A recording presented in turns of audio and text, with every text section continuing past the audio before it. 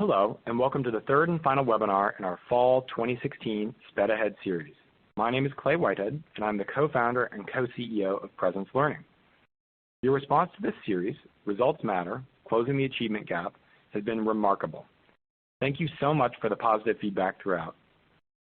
My vision for this company from day one has been to use an online delivery model to democratize access to the services and clinicians that students with disabilities need to unlock their fullest potential, and in doing so, closing the achievement gap. Part of this goal is providing you with world-class professional development that you can access without having to travel or get budget approvals. We continue to listen to your concerns and sponsor this program so that we can bring you insights from the most respected experts in the world. One of the biggest achievement gaps we face in special education is helping students with disabilities transition smoothly to further their education or to get a rewarding job. By working together, I am convinced we can help students with learning challenges and physical disabilities overcome barriers imposed by inadequate support to bridge this gap. We're already seeing that with the school districts we serve every day. We set the stage for this final webinar in our series with Dr. Alan Coulter. Alan is our nation's leading authority on results-driven accountability, a truly historic and very important initiative in our country to change special education services so that we are not measuring success solely with compliance reports. If you missed the first webinar in the series, it's on demand now at presencelearning.com, and I encourage you to watch and listen for some really helpful information that you can use right away to focus your services.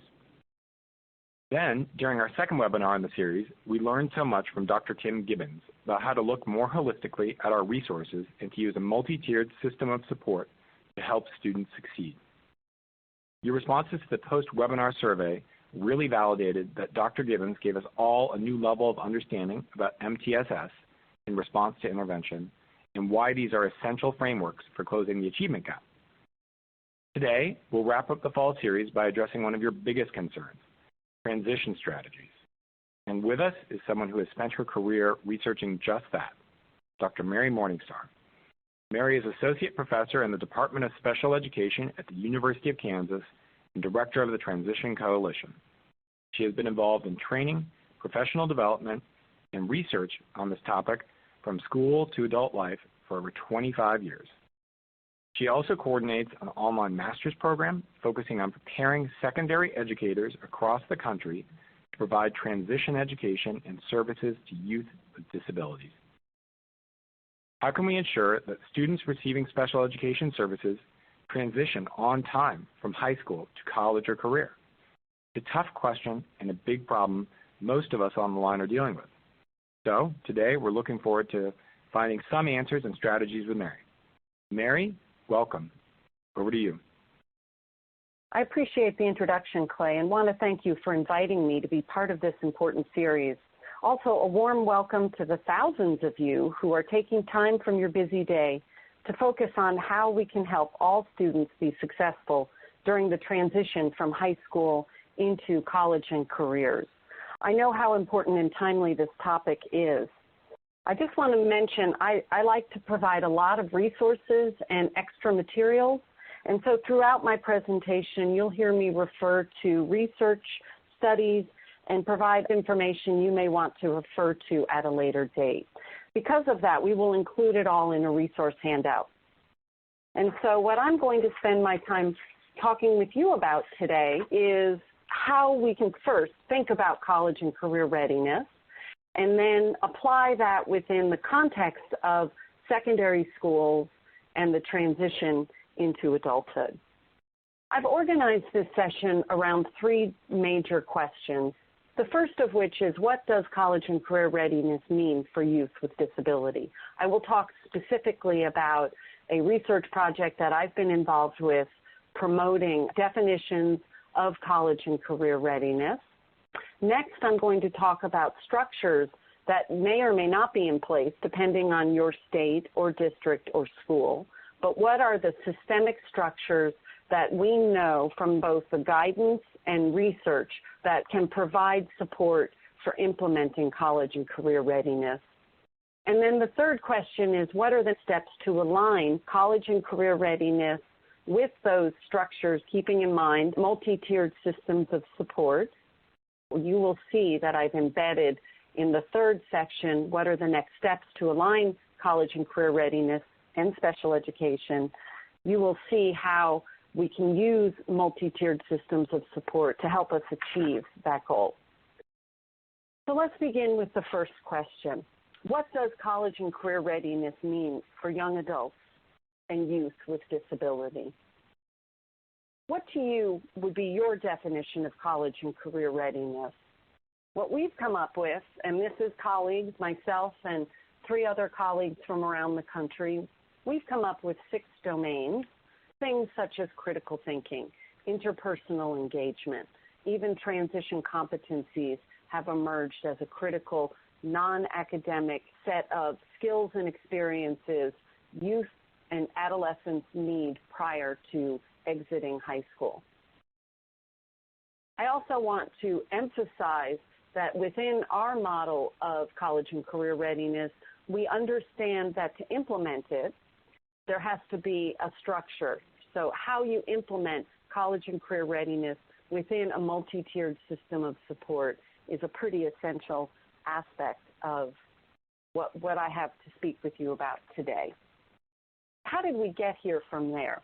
I will say that we first looked at the research and theory, and again, I had mentioned we went outside of special education and wanted to look much more deeply and broadly within educational research, systems change, a variety of external types of content that we often don't have an opportunity to really think about or review when we're so busy within the midst of special education.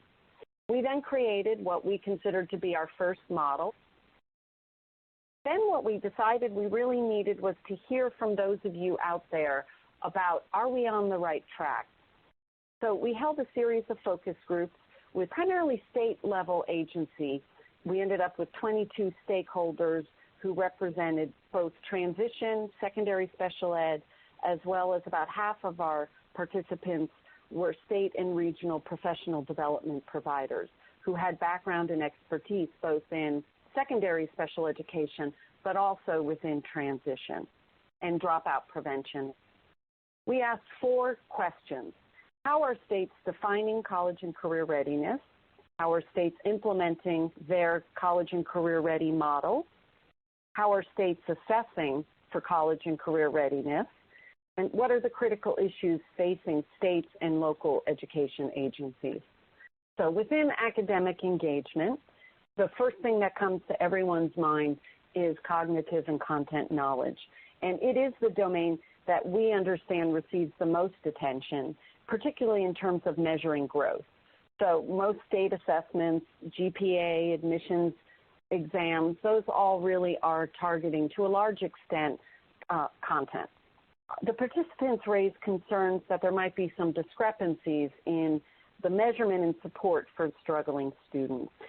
And there's clear evidence now that an influential factor for successful college entrance and employment post-high school is whether students with disability have enrolled in career or occupational classes or have had some type of career technical experience while in high school. Interestingly, the other part of this is for cognitive engagement. If you think about Bloom's taxonomy and trying to move up to higher order thinking, some of the cognitive engagement includes skills to link ideas and organize concepts both across and within core content.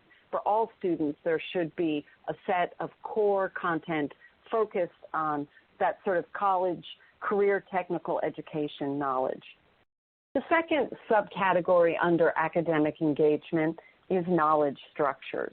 This is the factual, linking ideas, organizing concepts, and challenging the level of student learning, trying to move from facts to greater depth of use. Some of you may be in states where your content standards are starting to address a depth of knowledge.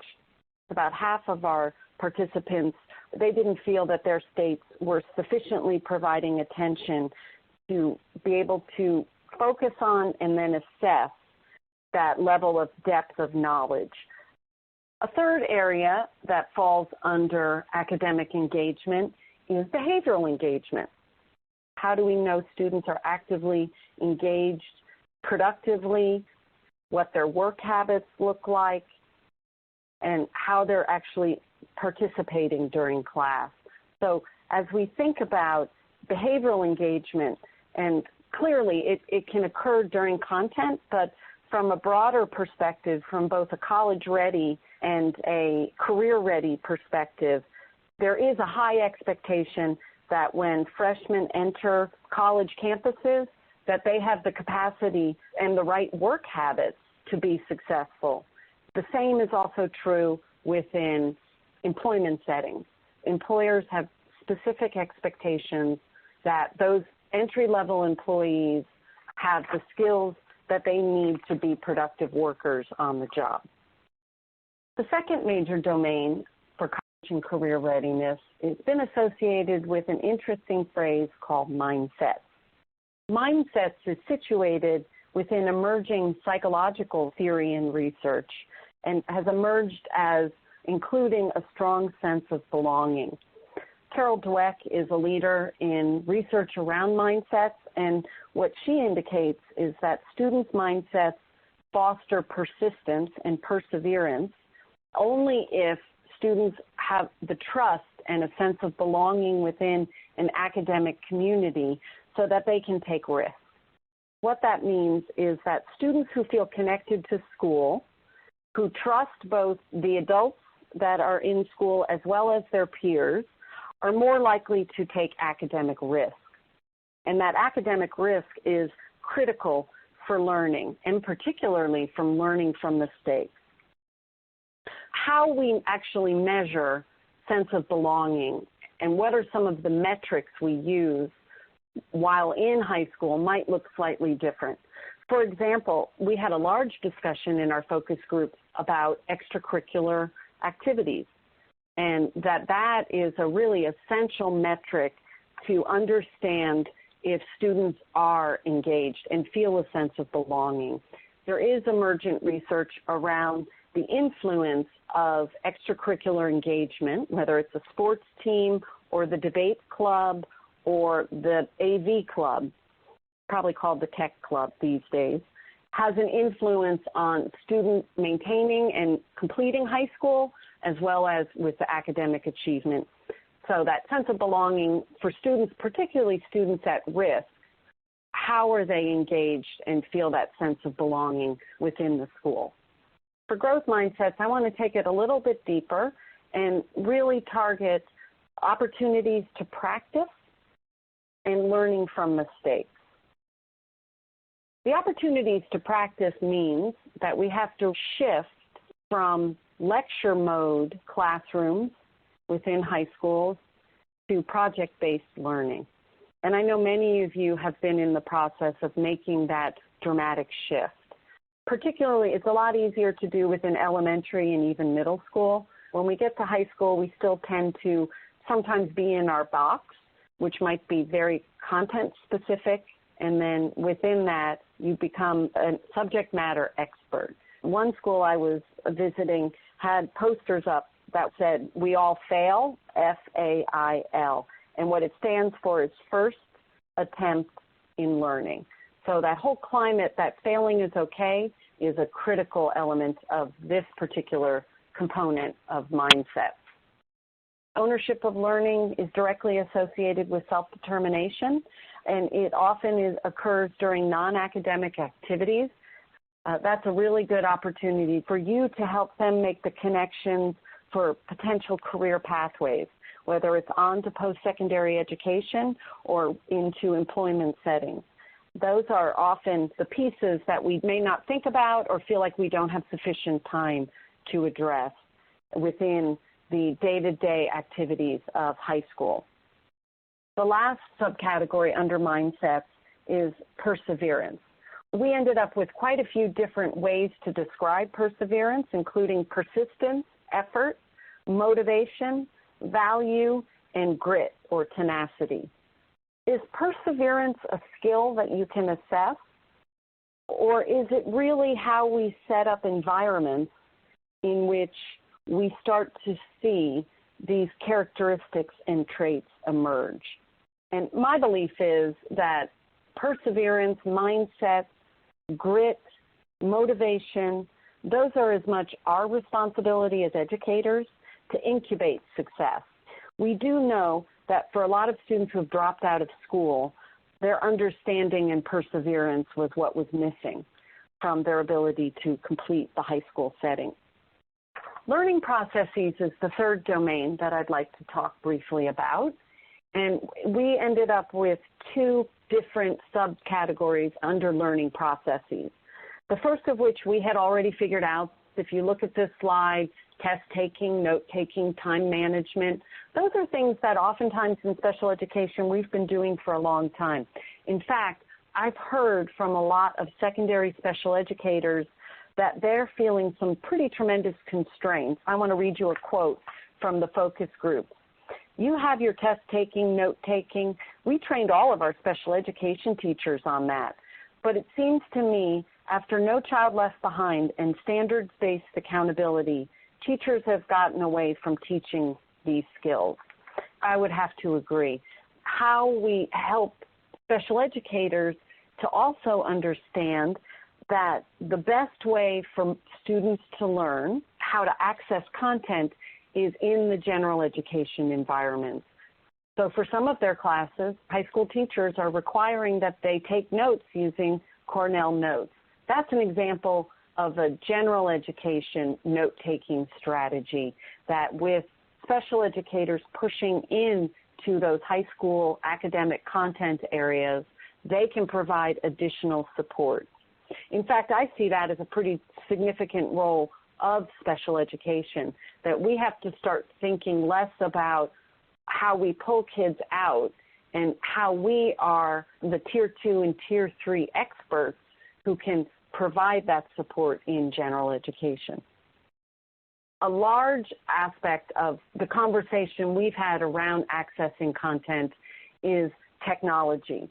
And in fact, while we know the role of technology has just exploded within schools, and within the middle schools and high schools that I get into, I'm seeing a tremendous growth within technology.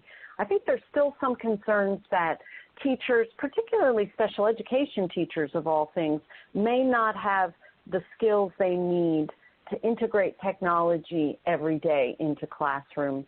And all teachers need a better understanding of assistive technology.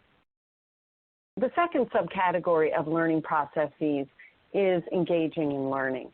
As I get out into secondary schools, middle schools, and high schools, I am seeing much more project-based learning going on in classrooms. Classrooms are messy and noisy, with a lot of kids moving in and out, working in small groups. So ensuring that all students, including students with disability, who may be primarily in substantially separate settings, they too are going to be required in their future to understand how to engage with others in groups, whether it's in a post-secondary education setting or in an employment setting. And the best place to work on those skills, to practice, is in the general education setting. The third essential domain of college and career readiness is critical thinking. What we're most concerned about is that after high school, it's expected that college freshmen think critically as soon as they arrive on campus, as well as first-time employees are expected to quickly master job-specific problem solving, including resolving work conflicts and setting new production goals. So helping students to understand the skills and strategies for problem solving is an essential first step. I am directing a fully inclusive post-secondary education program at the University of Kansas for young adults with intellectual and developmental disability. And what I'm finding is a pattern where students who had more opportunities in general education have been more likely to come in with problem-solving skills already in place. So how students are creating and presenting those learning products. Our goal of education is to help students convey that they understand and they know. We have to offer multiple means of action and expression. So it may not all be about writing a term paper or turning in a book report. There's a range of ways that you can incorporate verbal, written, and presentation skills as a part of any project. From my perspective, in order to do this, we have to co-plan. So special educators have to be partnered in a high school. You can already see, even though I'm talking about the skills and experiences to ensure college and career readiness, that we also have to remember how to get there. Finally, precision and accuracy. The piece that I want to touch on is transferability. So how are we generalizing, particularly for students with disability, how are we building in sufficient experiences so that they can take the skills they're learning, whether it's how to complete a research project using the computer in an English class, to how to use the computer in adulthood. The fourth domain of college and career readiness, we've identified it as interpersonal engagement. As you all know, there's been a long history in special education of teaching social skills. We deliberately did not choose to use that language, primarily because interpersonal engagement, what goes on in schools around the social interaction, social emotional development, is, again, an interaction between the student and their environment. Unfortunately, in special education, and probably in teaching in general, if we identify a skill, we put the onus on the students to learn that skill, rather than thinking about it as a fit between the student and the environment and the people in the environment, and how do we support and enhance engagement overall. We've divided interpersonal engagement into three different subcategories. The first is within self. How do we ensure that students are developing strong social emotional learning skills? This is often difficult for students with disabilities, both understanding themselves and others, taking responsibility. These types of understanding is slightly different than when we talk about learning how to greet others. Taking it to that next level of what do students need to do to self-monitor, to understand their own abilities and locus of control, and take some of that responsibility across multiple domains. The next subcategory of interpersonal engagement is engaging with others. So developing leadership skills and professionalism. It's a discussion of career-related soft skills. A lot of conversation has been around 21st century skills, both as students are moving on to college or careers, around teamwork, problem solving, professionalism at work are all essential elements of what we can do to support students to build that interpersonal engagement while in high school. Understanding others. As all of us are aware, society continues to become more and more diverse. High schools are more and more diverse. How high schoolers can better understand, appreciate, and respect diversity, whether it's multicultural diversity or socioeconomic diversity or diversity associated with disability. For those transition folks out there, the last domain that I'm going to talk about and describe associated with college and career readiness is the transition competencies. When I think about early planning, I'm not talking about required transition planning in IEPs. For a lot of students, early planning occurs both with the guidance counselor and with students and families. It's things they may be working on at home. However, a question for you all is, how do you build these same sets of early planning skills for those students and families that do not have the more informal processes to learn these skills? Those are the students who may need some additional guidance and support and attention while in high school. Career culture is the second major domain under transition competencies, and it's not about getting a job. It's how do you scaffold up experiences, both school-based learning experiences such as a career tech ed or a business class with work-based learning. So in order to develop a sense of what careers mean, what employers' expectations are, and to understand where your desired career pathway, where you feel most comfortable, where you see the best fit. Similarly, and in a parallel manner, we have college culture. First of all, I want to encourage all of us to rethink what we mean by college.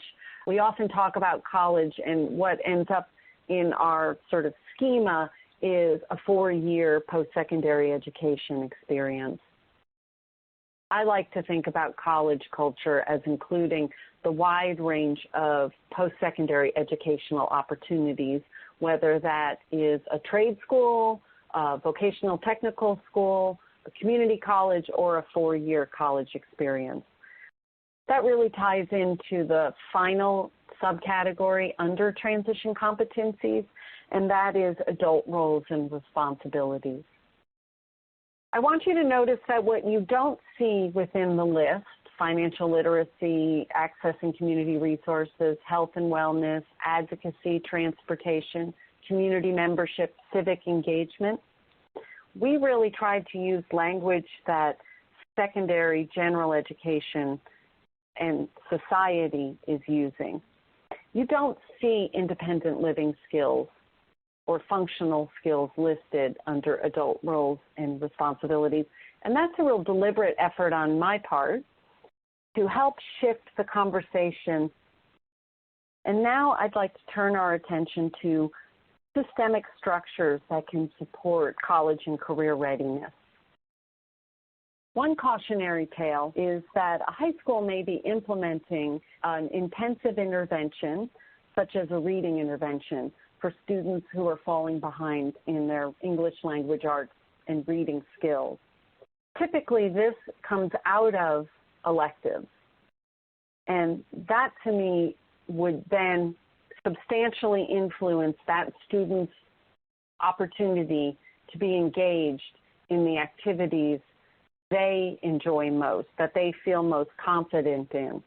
So as we think about adolescence and what it means for them as they're learning in high school, we have to keep in mind that in order for learning, students must see themselves as members of a learning community.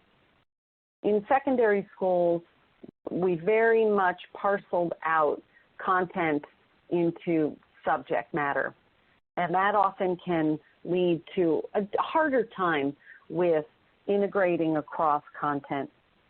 At the secondary level, a science teacher often considers themselves as having content expertise. And that is a very different set of skills than being able to actively engage, to think about project-based learning. The other piece of the demand of secondary school is a sense of urgency. Kids are getting ready to graduate. There may be high stakes for graduation, and there's less and less time to remediate. And that's where we start to see a breakdown in students' experiences. Looking beyond graduation, my belief is that metrics matter. And within special education for 15 years now, we've been required to collect post-school outcomes for young adults with disability. And my belief is until we're also collecting that data for all students in high school, we may or may not be paying sufficient attention to what happens beyond graduation. I know you have spent quite a bit of time learning about multi-tiered models of support. There have been 2 other presenters on this topic. What I would like to just touch on briefly is how that model might be transformed for secondary school. Oftentimes, multi-tiered models have been implemented as academic and behavioral, either both at the same time or one and then the other.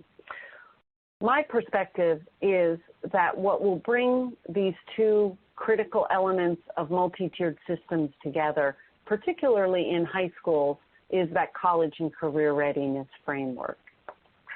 How we go about transforming multi-tiered systems for secondary schools is something that has also been occurring within the general education research and curriculum as well, particularly the ways to support school improvement. So I particularly like this model that is developed by the University of Chicago Research Consortium in terms of what are some of the critical elements associated with true secondary school reform. What I want us to avoid is oftentimes what happens when there's a new reform model brought into secondary schools.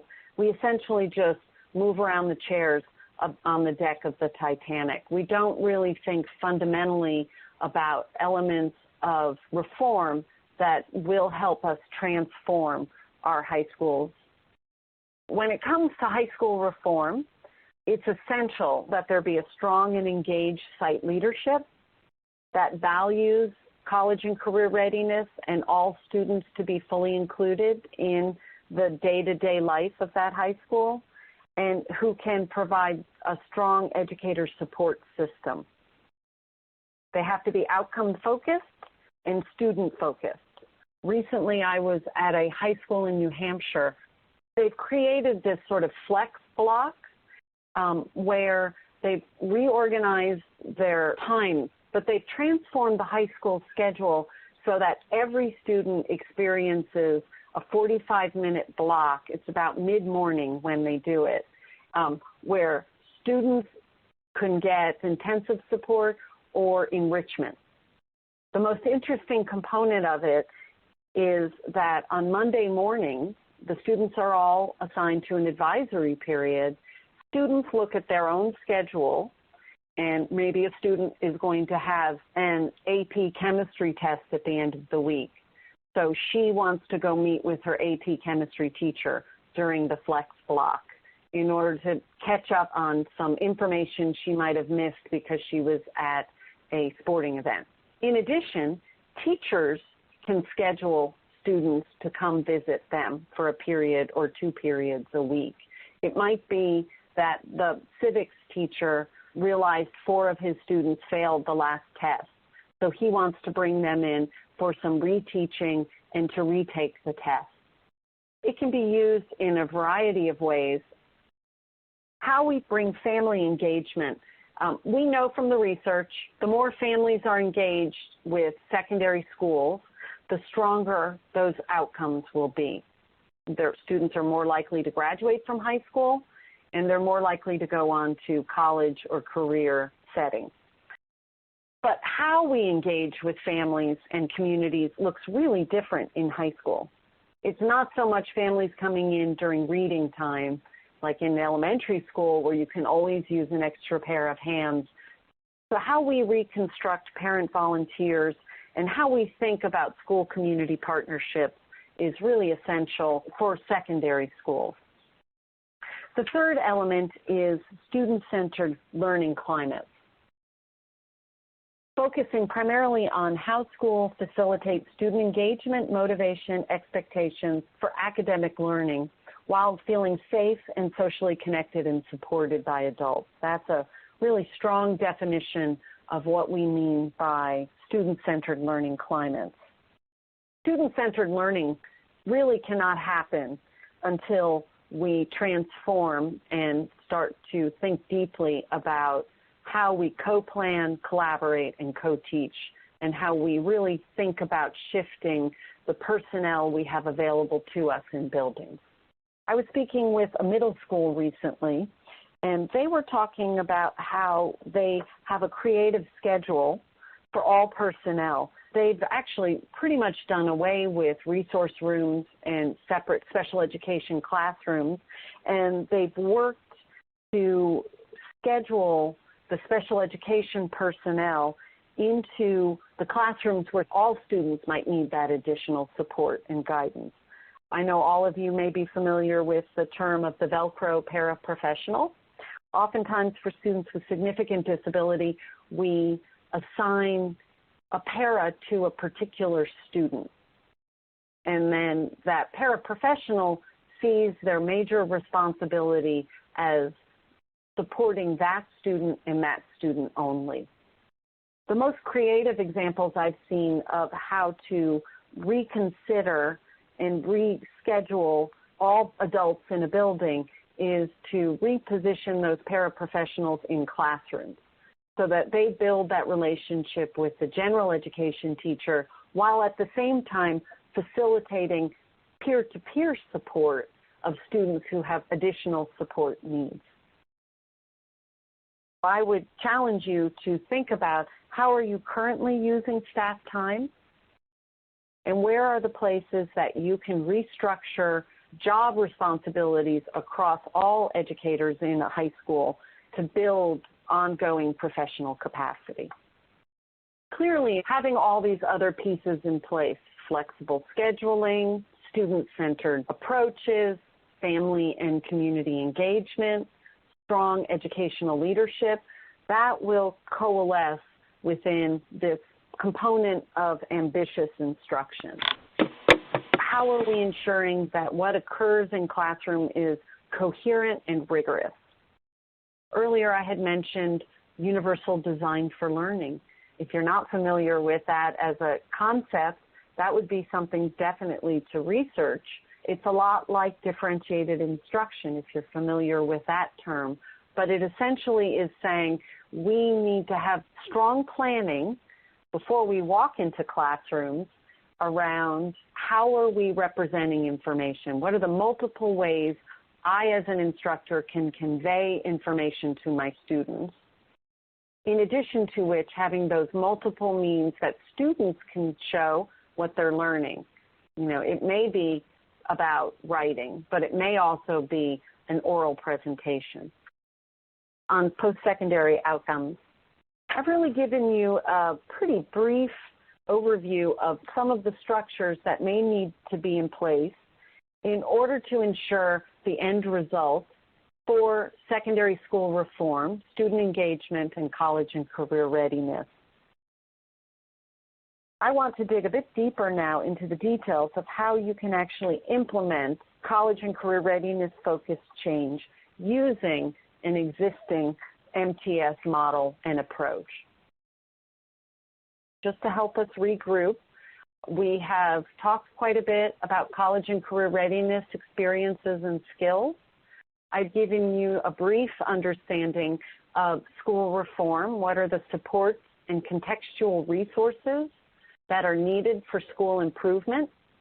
And finally, I'm going to wrap up with examples of how to think about college and career readiness within a multi-tiered system of support.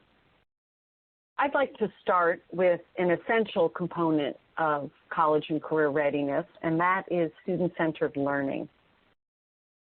We need to decide what is important and how to keep track of it if we're going to ensure that students get where they need to be by the time they exit their secondary programs. What I've done now is broken down each of the elements of student-centered learning into Tier 1 and Tier 2 and 3. I will be sharing with you the highlights for each of these slides with some examples that might be of most interest to you. So at Tier 1, with student-centered learning, how do we ensure that we are addressing their academic experiences, emphasizing rigor, relevance, and engagement?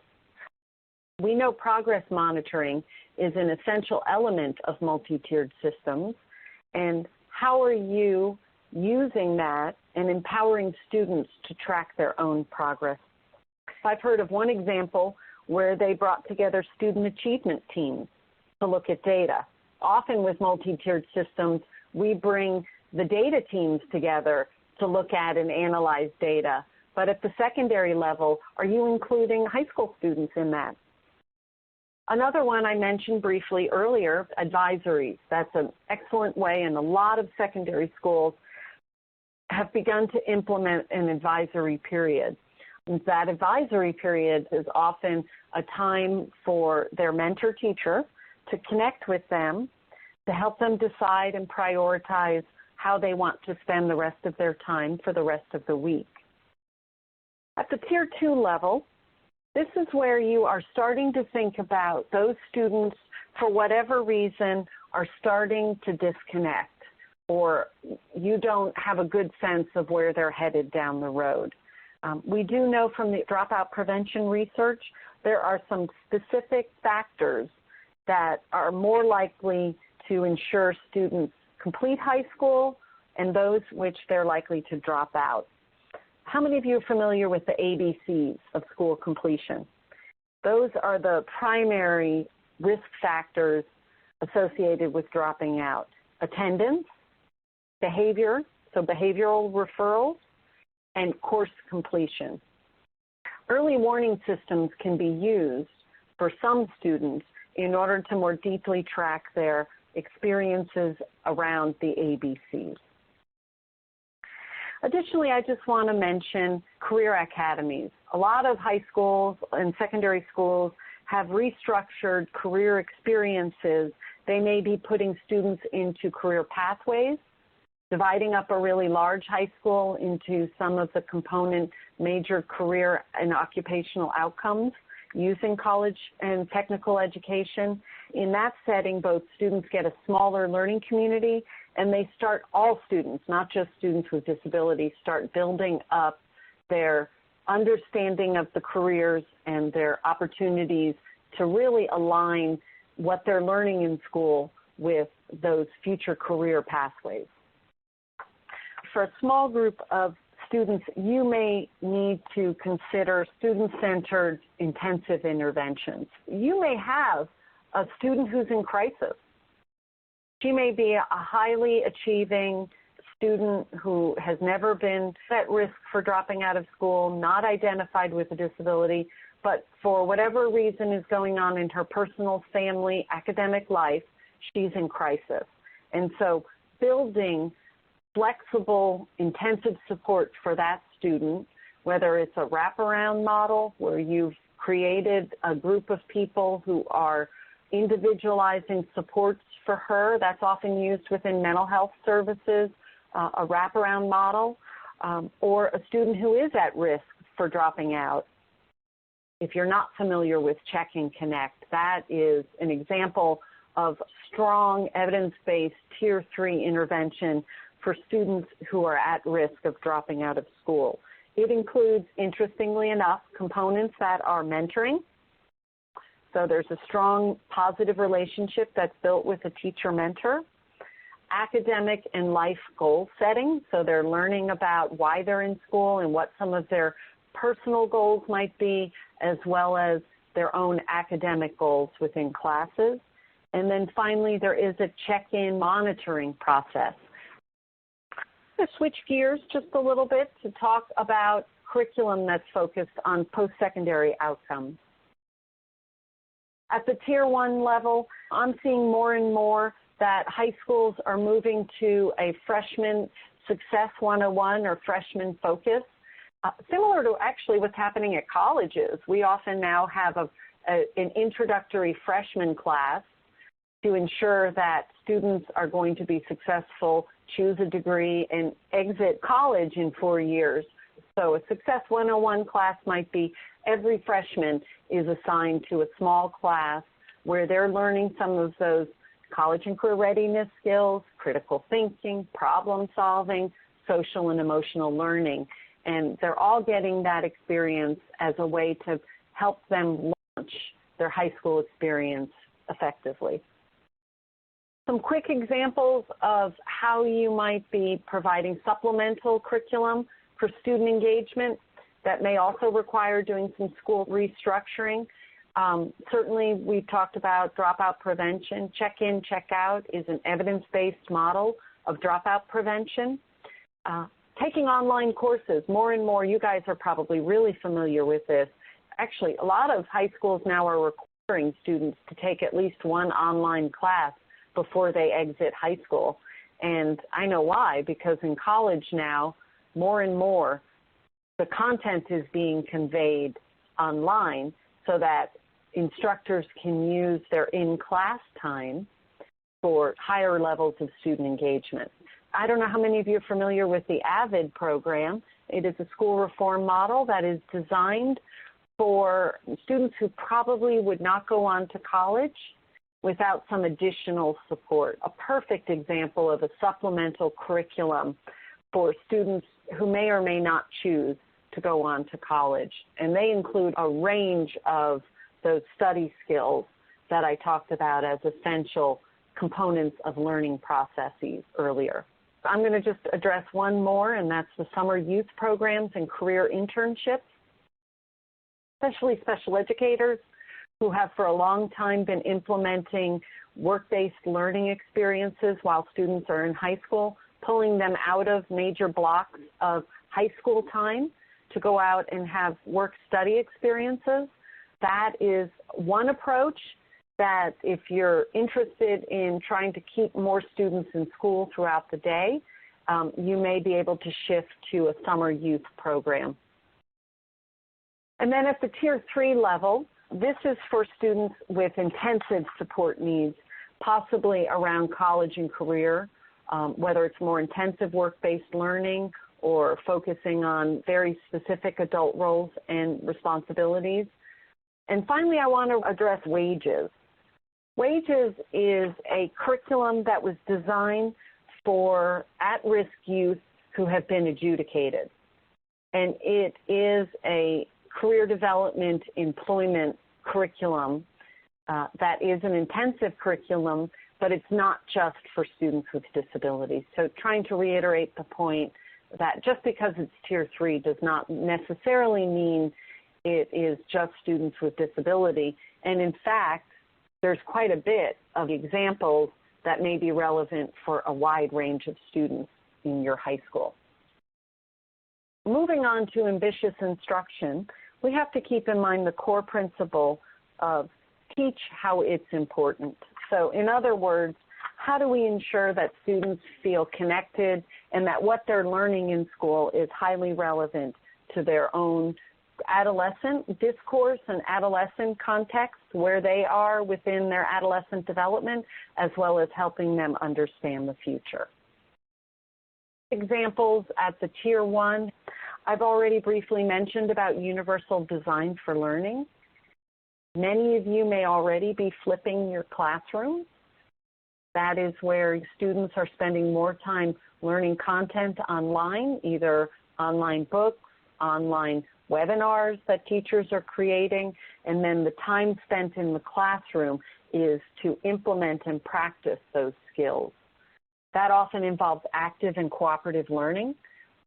Pulling students together to complete projects in small groups is an essential focus of Tier 1 instruction.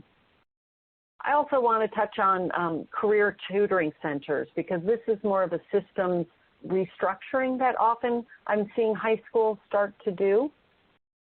You might pull together social workers in your high school, guidance counselors, and if there's transition coordinator or work study, special education coordinators, where you're bringing together all relevant adults in a building, focusing on both career planning as well as tutoring. So you create a learning center. Rather than having a special education resource room, the high schools are transforming, repurposing those for all students.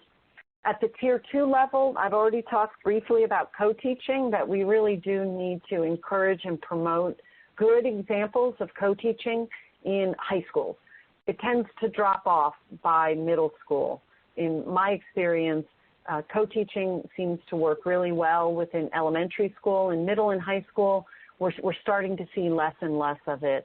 It does require perhaps retooling skill sets of professionals in buildings, and that can often be that added investment of professional development. And then at the Tier 3 level, the intensive and individualized instruction can occur within buildings. Oftentimes it's for a small group or one-on-one instruction. You may need more dedicated staff.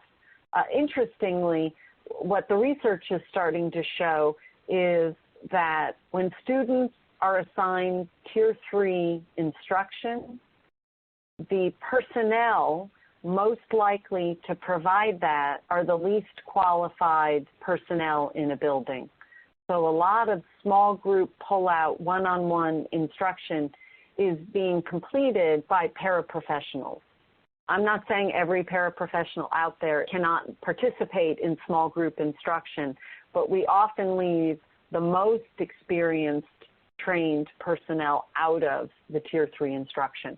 That's where I think we have to reframe how we use special educators who have understanding of instructional modifications.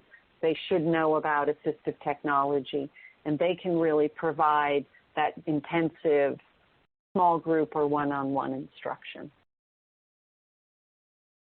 As we move on to family and community engagement and how to implement that within a secondary setting, if you're building a career tutoring center, that's the perfect place for families and community members to get engaged. I would love it if my high school had that model, because I'd probably volunteer an hour of my week to do that as a special educator in our community. The ways that I've seen secondary schools engage with families is, of course, the typical parent-teacher conference. Oftentimes, the student might help with that, so it might be a student-parent-teacher conference, and the student is directing the opportunity to talk with the teacher and the parent about their own learning and where they are. I don't know how many of you are out there are parents of high schoolers, but at this point in time, the only time I'm really in school is for one of my daughter or my son's job fair or a college fair or a performance, or a sporting event.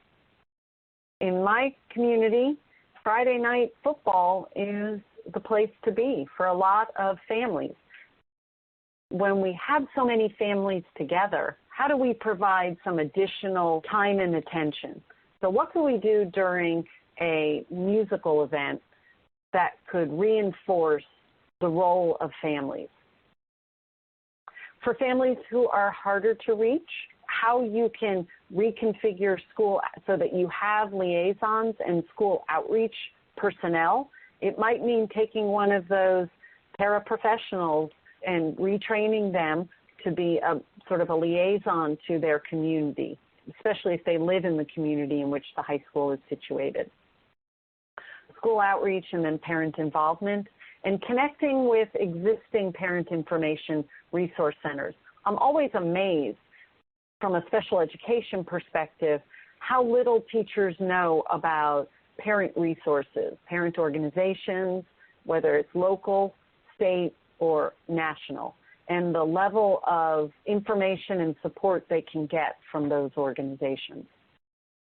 And then at the Tier 3 level, for a few groups of students, you may be much more intensively supporting. This is where potentially the transition planning and IEP development comes along, but it also may be much more systematic support. It might be for parents as teachers or for connecting with, if you're in a culturally diverse community, you might be seeking out what are often called cultural community liaisons, those leaders in the community, in the cultural community, who you can connect with in order to bring in those particularly hard-to-reach families.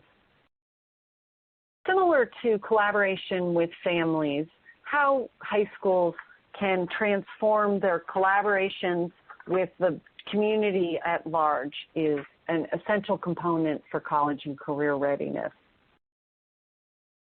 At the Tier 1, there's lots of ways that you can build. If you already are in a community, in a district that has school business partnerships, you can bring in those employers to help specifically with job fairs and college fairs. How you bring together even the resources within your own school. So if you have a school resource officer, they're often co-funded between the school and the police department, or suicide prevention workers who might be in the high school. They're often co-funded between the school and the mental health center. Those are all examples of how you have to collaborate not only with the community, but also within your school community. There may be people available that you haven't thought about within your own high school who can join in to help support students. In-school collaborations across Tier 2, so students who are more at risk. This is often where high schools have pulled together screening teams. Now, what we have to remember is a screening team is often academic and behavioral screeners to help identify students who might be at risk. But I've talked quite a bit throughout this webinar about additional data you might start to collect that might be more essential for college and career readiness. And finally, at the Tier 3 level, this may be pretty intensive collaboration where schools are linking with those outside agencies who might be providing ongoing support for students, particularly students who have ongoing support needs post-high school. So whether it's collaboration with related services and maybe you're in a community that has a post-secondary setting, certainly you would want to be linking with the disability services that are offered at that post-secondary setting, but it may also be really thinking through how to transform how you're providing services for students aged 18 to 21 who have intensive needs and are continuing to receive special education services. Are they still being taught in a high school, or have we started to plan for and set up a much more age-appropriate, community-based, or post-secondary setting? So I have covered quite a lot of information. I've provided some context and definitions for what college and career readiness means. The questions that I have for you in terms of a moment to think and react: does this align with your district's views of college and career readiness? What haven't you thought about before? Were there things that you heard for the first time that are new to you? Do a self-assessment. What domain areas that you've learned about are you doing well? And which ones might you find the need for additional attention? I've talked about ways to embed college and career readiness within a multi-tiered system of support. You might use a mapping strategy to do that. This map includes the 6 domains of college and career readiness, identifying the 3 tiers, what you can provide to all students, to some students, and to a few students, how to map that across what you're currently doing in order to identify gaps that you can begin to work on. In closing, I just want to summarize the webinar in terms of the 3 major areas of content that I've shared with you.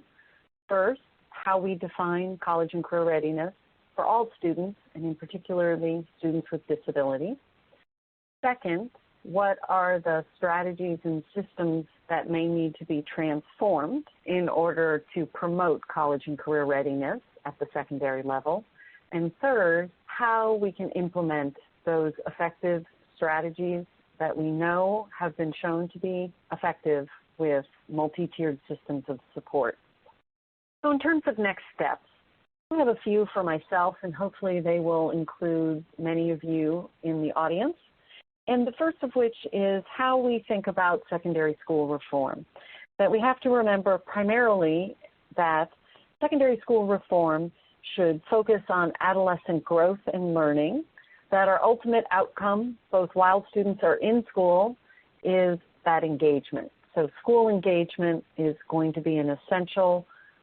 Second, we need to keep in mind that secondary school reform should be addressing school engagement of students. That should be an outcome and an ongoing process that takes place, thereby ensuring that students are prepared with the 21st century skills they need to be successful.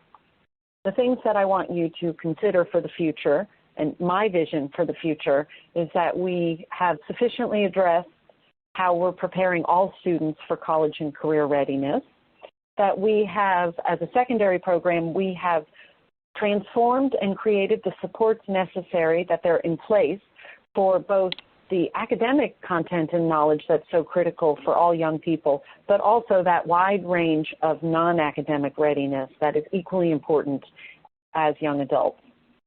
Third, that we have data systems in place that can offer a comprehensive analysis of readiness, so that what we mean by readiness, we're clear on that, and that we have identified ways to track that data for program improvement.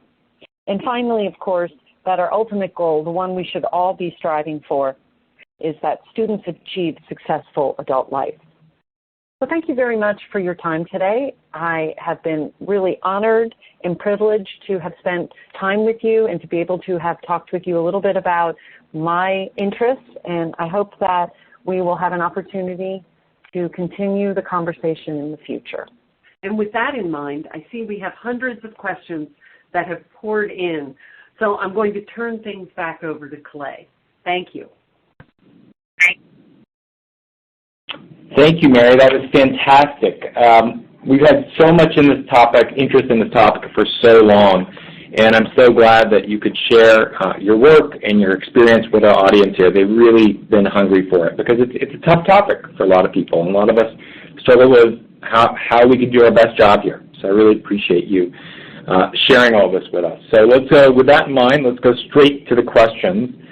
The first is, what impact do you expect the ESSA will have on the college and career readiness priorities you've outlined for us? Well, thanks, Clay. That's a really interesting and intriguing question. The Every Student Succeeds Act, it's the new federal regulatory language associated with education in general, I think has some interesting new twists to it. I think the good news is, in some respects, because it provides more flexibility to states, it allows states to build a more responsive, particularly their accountability and assessment systems. In particular, one of the things that I know is going to be essential within ESSA in terms of a focus on low-performing schools is that any school where the graduation rate is less than 67%, that is going to be considered a targeted school. So thinking particularly about high schools, and a lot that I talked about related to student engagement is going to become potentially a little more at the front end of the school accountability. And then the other thing I just want to mention is that related to the state assessments, there still is very specific language around accountability and particularly academic assessment. But while the law does not explicitly use college and career readiness terminology, they do talk about state standards have to be aligned with post-secondary education and state career tech ed standards. And so I think that is actually a benefit to those of us interested in college and career readiness. And the last thing I just want to mention about the assessments is they have flexed the types of assessments. So there's still some academic, at least 2 of the assessments have to be academic. And for high schools, graduation rates is considered a critical assessment that has to be tracked. But there is an opportunity for one other academic measure, as well as there must be an indicator of school success or school quality. So some of those other elements of college and career readiness, whether it's a school climate survey or actually an assessment that is producing some data around our students meeting some of those 21st century skills or the college and career readiness domains that you may be operating under within your state. I hope that helps in terms of thinking about how ESSA, I think, can actually give, states a bit more flexibility in prioritizing college and career readiness. It does, and there's so much more to talk about there, but let's get a little bit down to a more specific level, talking about students here. So what grade level should special education teachers be talking about transition planning? When should those conversations start? Well, that's a really interesting question, and you know what I did not talk specifically about in this webinar was the specific transition mandates under the Individuals with Disabilities Education Act. And, we all know what's required in terms of compliance, And that is either, depending on your state, you need to be completing formalized transition planning right around middle school. So whether the student is 14, in some states transition planning begins at 14, in other states it's 16. The federal regulatory language mandates by 16 years old, so that would be high school.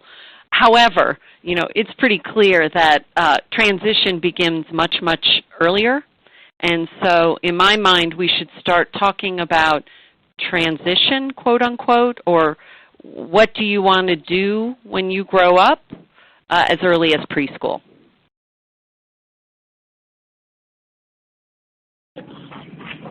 That's very helpful. So let's stay on the student level. How can we gauge which students are college-bound and who is best suited for the workforce? Well, that's another interesting question.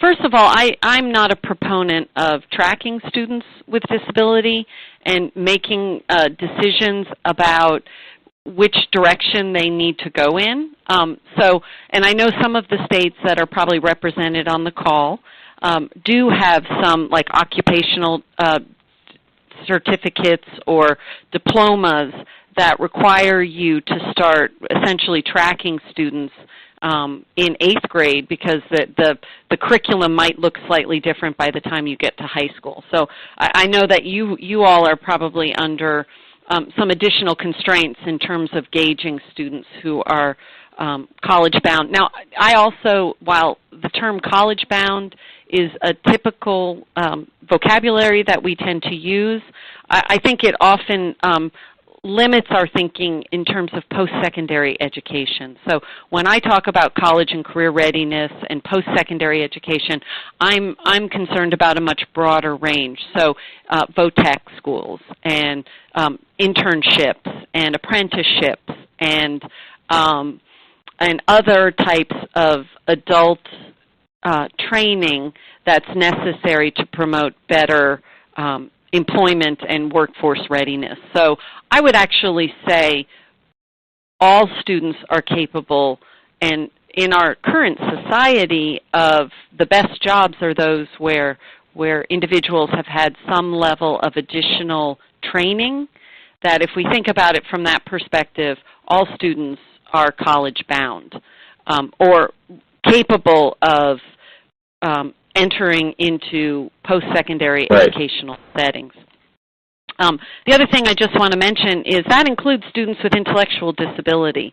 Many of you may be in states, and the work that's being done through the National Center Think College is federally funded. It's the Department of Education Office of Post-Secondary Education is supporting comprehensive transition programs for students with intellectual disability. Here at KU, we have a new program that we've just launched this fall where we have students on campus who are enrolled in campus courses. It's a fully inclusive program, and it is designed for youth with intellectual disability. So what we used to think about as who's college-bound and who's not has also shifted as our research and technology has improved. What we do know is even for students with the most significant disability, some type of formalized, work-based, adult training leads to better outcomes. So what evaluation and assessment tools do you find are effective in determining each kid's transition needs? I've done quite a bit of work around and a lot of training on transition assessments.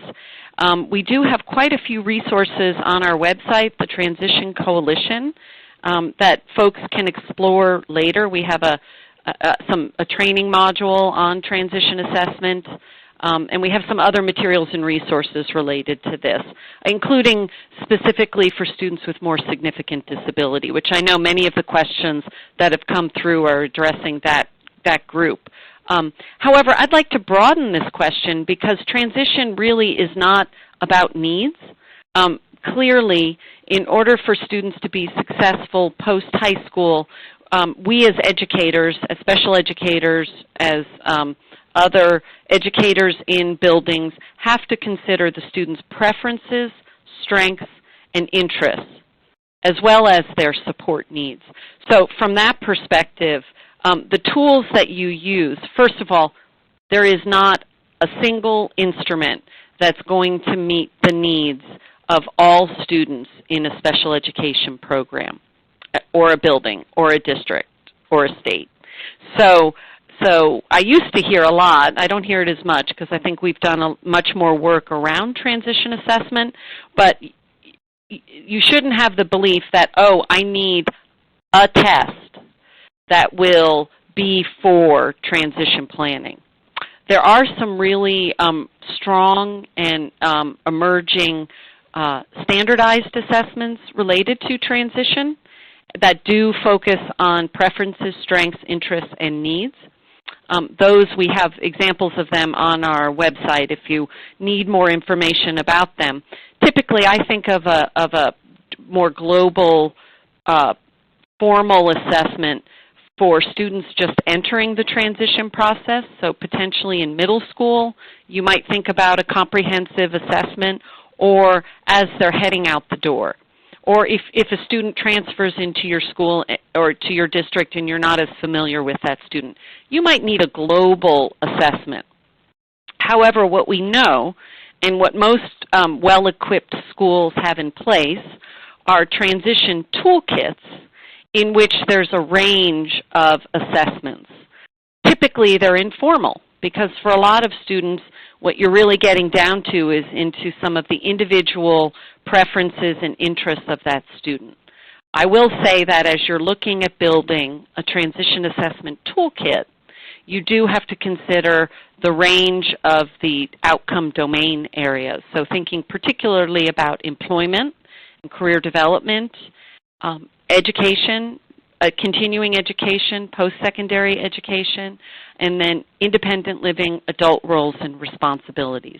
Those are the three big buckets that you want to make sure you at least have a set that you can kind of pick and choose from among as you come across students with very unique and differences and needs.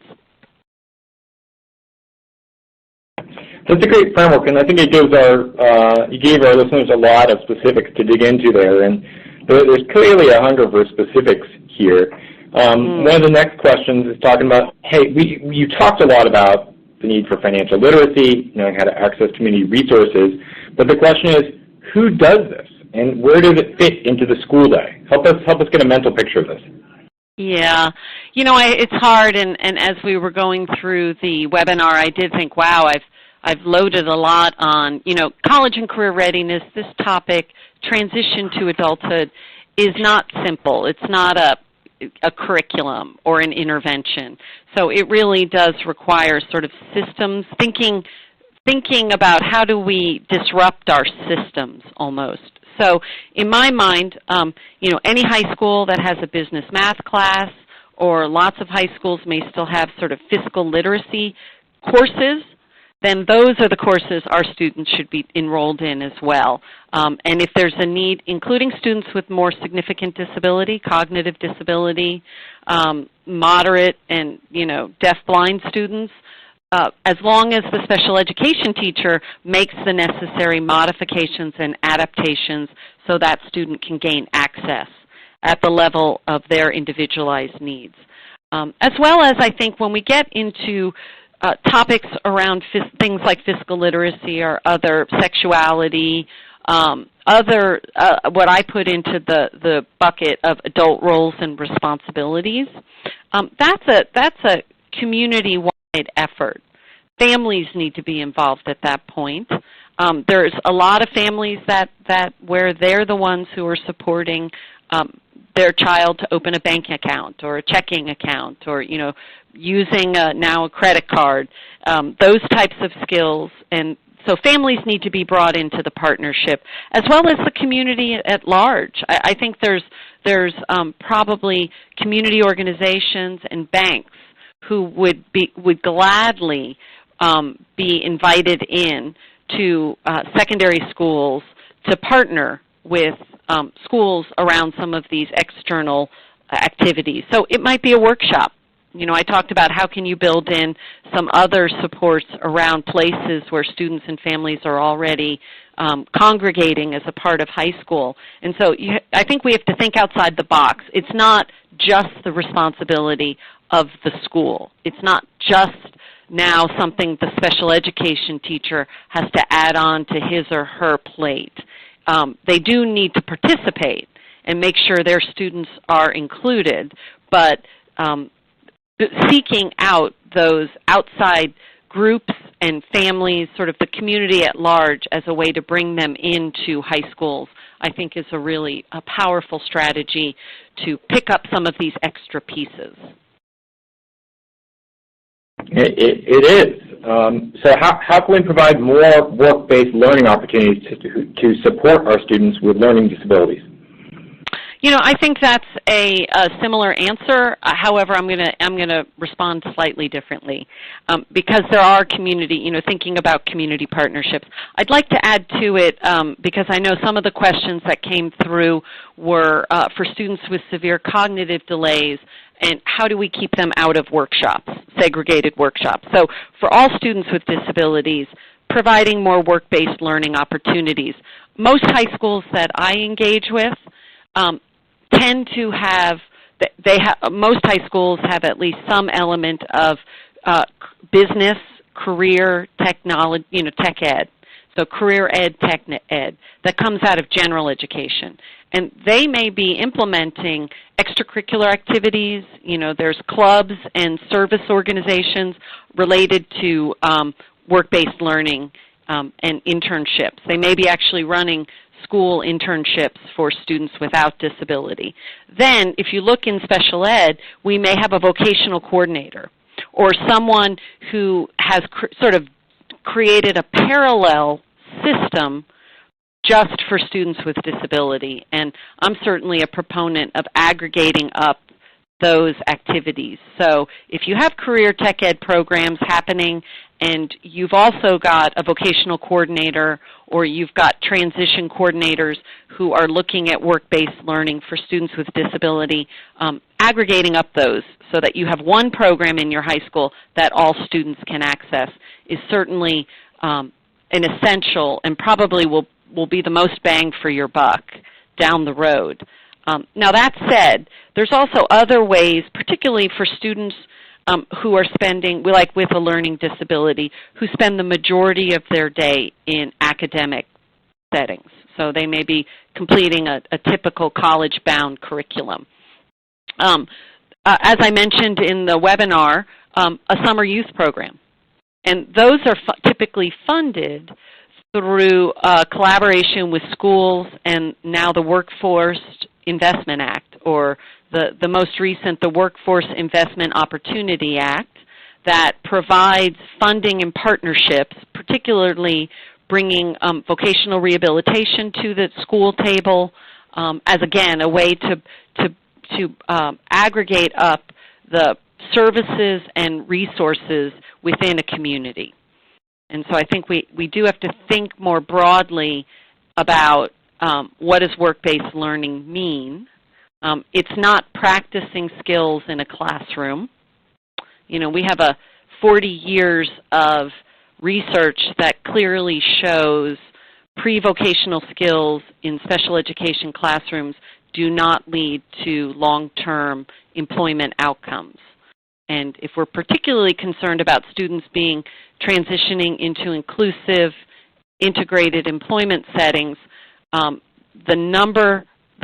most critical factors that influence that outcome are having paid work prior to exiting special education or a high school program, and taking career and occupational courses.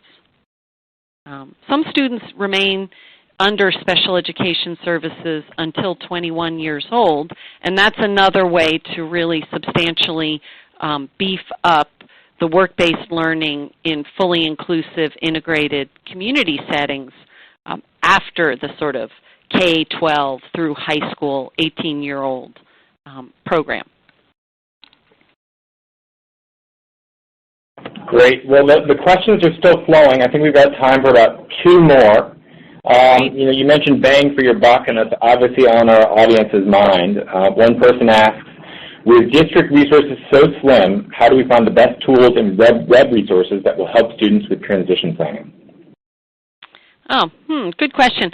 I would like to say start at the Transition Coalition first. That's the website we've developed. It is primarily funded through federal and state funding, so just about all of the resources on there are open and free. We have designed it so that there's tools and applications available for the practitioner and the family. So I think that's a good place to start.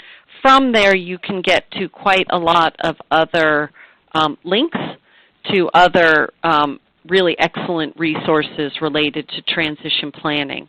I might also mention the Transition Coalition. We are now partnering with the National Transition Technical Assistance Center, and that center is, again, federally funded, designed to work directly with states and districts, providing a range of training and technical assistance from following an MTSS model. There's a lot that's open and available for free at the universal level, all the way to specific states the center is working with intensively, so to help them make intensive improvements. Great.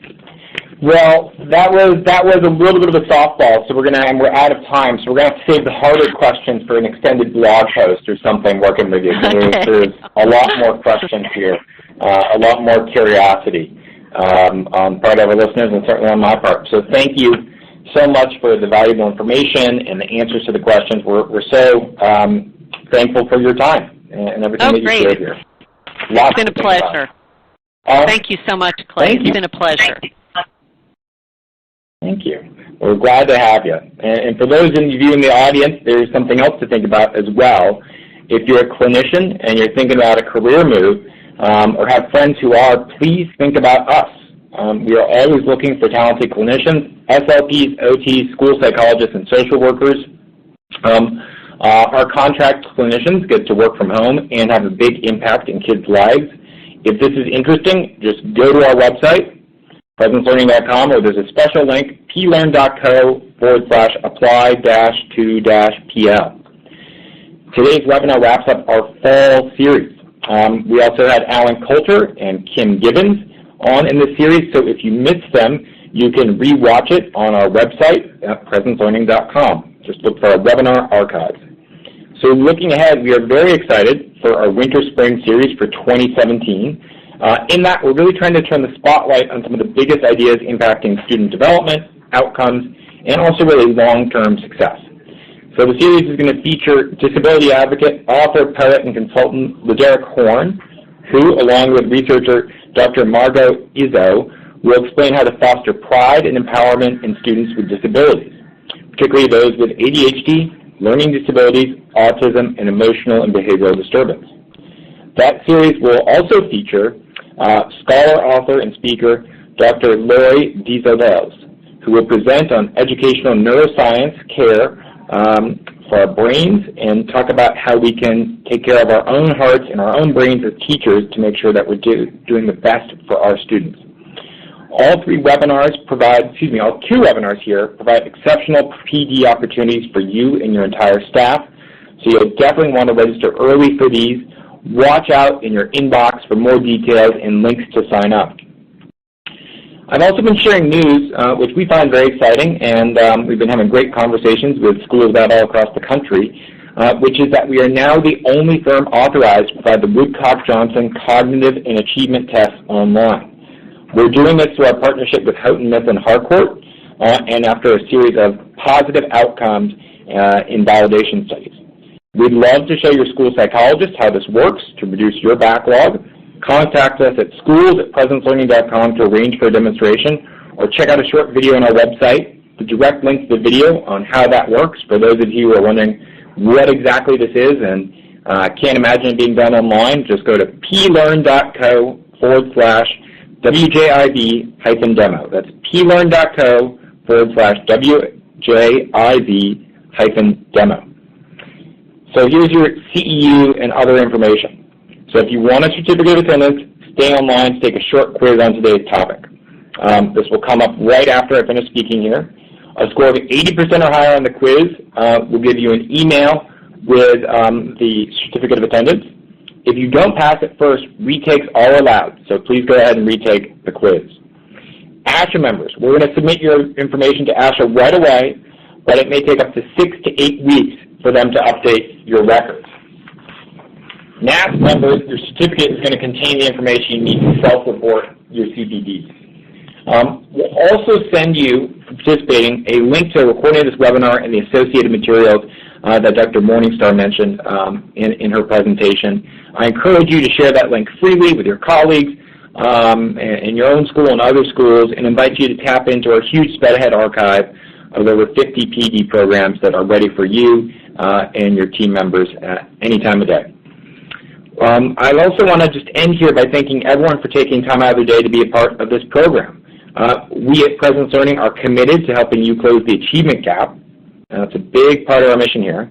And a big part of that commitment is bringing you advice from the world's most respected experts during these webinars. So if you want more information about Presence, or you'd like to see a live demo of how live online speech therapy, occupational therapy, behavioral interventions, mental health services, or assessments, including our Woodcock-Johnson Cognitive Achievement Assessments, work online, just email us at schools@presencelearning.com for a demo, or you can also check out our website. Thank you for making us a part of your day.